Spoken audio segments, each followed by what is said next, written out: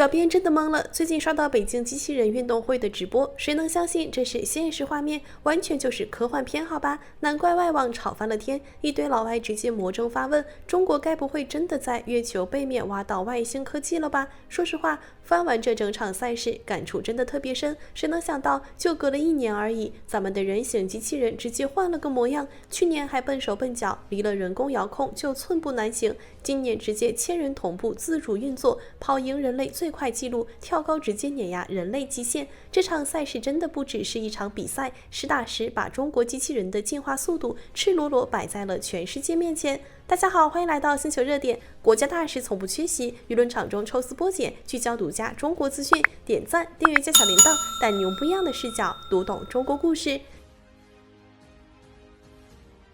8月22日，北京国家速滑馆第2届人形机器人运动会正式开幕。整场开幕式足足2056台机器人集体亮相，个个都身怀绝技，80台机器人自主变换阵型，一点点拼凑出“北京”2个字，全程丝滑流畅，一丁点混乱都没有，比人类方阵彩排无数次的效果还要整齐。还有36台灵巧手机器人，纤细的机械手指能稳稳操控电吹管、钢琴、架子鼓，直接和真人艺术家同台合奏，旋律节奏拿捏得死死的。另外50台机器人自主过弯、自主走位、自己判断路况、调整姿态，智能化程度真的超乎想象，完全打破了大家对机器人死板笨拙的固有印象。很多网友都在感慨，这不就是《星球大战》里的克隆人军团吗？以前这种千机同频、整齐划一的震撼场面，我们只能在科幻大片里看到，而且全是后期特效做出来的虚拟画面。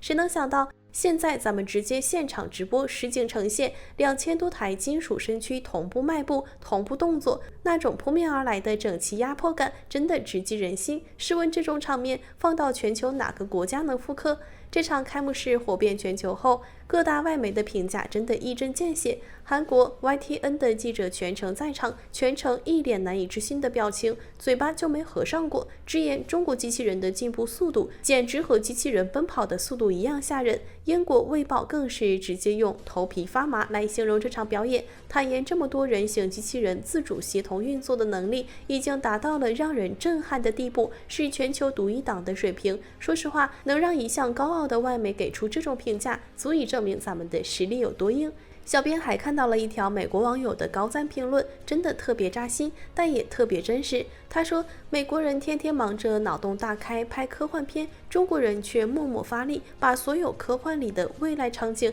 一个个变成现实的新闻画面。细想一下，真的太对了。这么多年，欧美垄断高端科技赛道，牢牢攥着行业话语权，我们一直埋头追赶。可就在人形机器人这个新赛道，我们直接弯道超车，用实打实的成果让全世界彻底改观，再也不敢小瞧中国科技。而且大家一定要清楚，整场表演没有半点水分，全程零人工遥控，零预设固定脚本，2000多台机器人全靠自身算法和集群控制系统自主判断、自主决策、互相协同，靠着毫秒级的响应速度完成所有高难度动作。懂行的都知道，机器人集群系统最难的就是同步率，几十台机器人都容易出错，更别说2000多台同时运作。这种技术功底真的不是随便攒就能做出来的，是实打实的技术沉淀。也正是因为咱们的技术太能打，直接把西方国家逼得没办法。美国联邦通信委员会直接官宣禁止进口境外人形机器人，针对性简直不要太明显。说白了，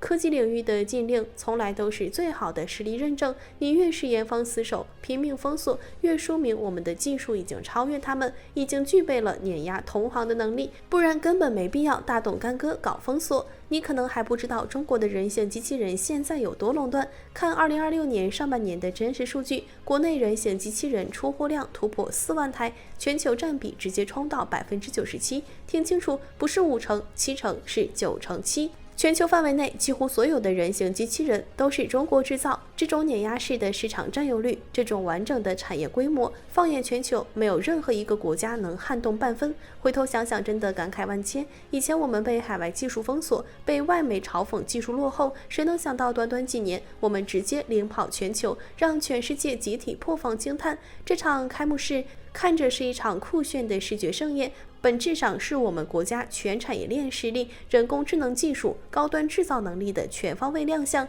现在真的可以底气十足地说，全球机器人的新时代、话语权、新标准都由我们中国来定义。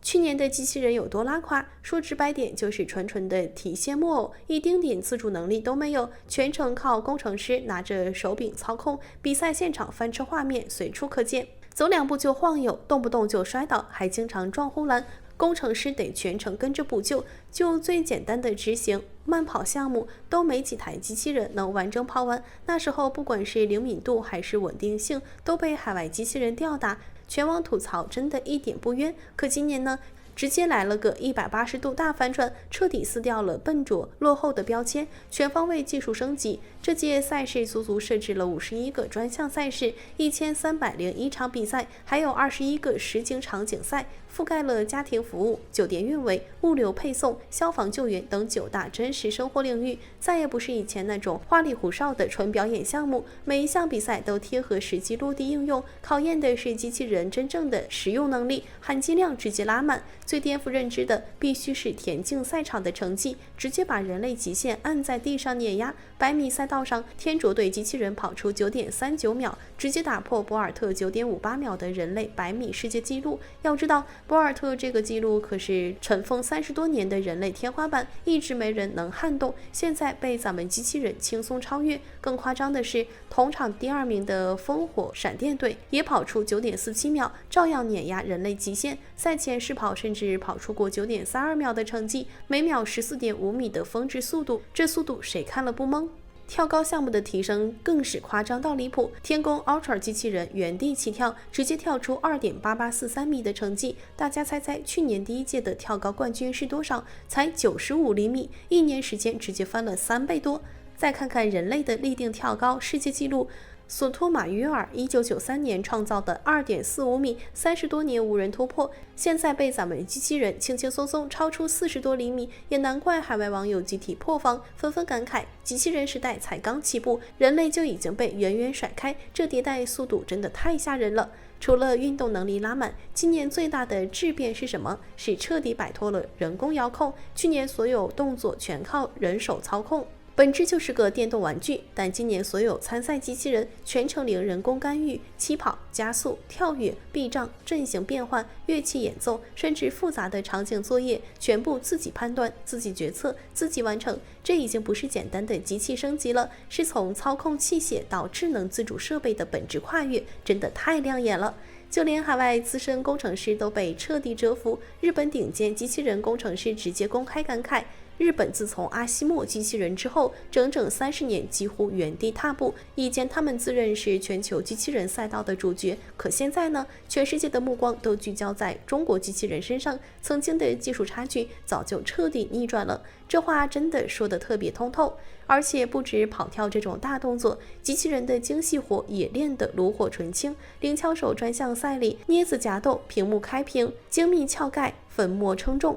这些超高精细度的操作，机器人做得又稳又准，完全不输人类双手。除此之外，人机网球、乒乓球、足球射门对抗赛全都上线，这还不能说明问题吗？咱们的机器人早就不是实验室里的摆设了，已经实打实适配家庭、工厂、服务等各类真实场景，落地能力直接拉满。很多人都好奇，为啥咱们能1年实现断崖式逆袭？答案很简单，我们有全球最完整的全产业链，核心算法、仿生零部件、智能传感器、整机集成，全部自主可控，不用看任何人脸色，能持续迭代，快速突破瓶颈。反观外国同行还在走弯路闹笑话，日本东京大学研发的人形驾驶机器人，放着现成的车载算法不优化，非要造个机器人塞进驾驶室开车，时速才5公里，还没法正常左转。对比之下，差距真的一目了然。从去年翻车不断，全网吐槽，到今年屡破纪录，领跑全球，国产机器人的逆袭真的不是运气，靠着完整的工业体系、持续深耕的技术研发、